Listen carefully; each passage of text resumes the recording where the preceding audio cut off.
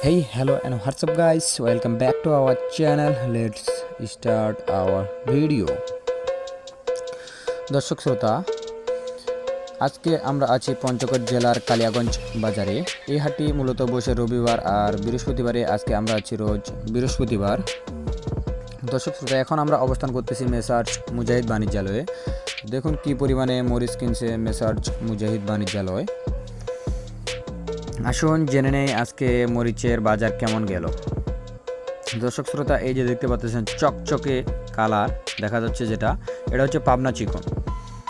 এটার বাজার গেল আজকে ৬,০০০ থেকে ৬,৫০০। কালার এবং কোয়ালিটি অসাধারণ এবং শুকনো প্রচুর পরিমাণে। আর এই পাশে দেখতে পাচ্ছেন এটা হচ্ছে কারেন্ট, ১ নং কারেন্ট। মাল কেনার পর এইভাবে বাছাই করে দেওয়া হয়, কোনো প্রকার ফটকা মাল থাকে না। এটার বাজার গেল আজকে ৭,৫০০ থেকে ৮,০০০।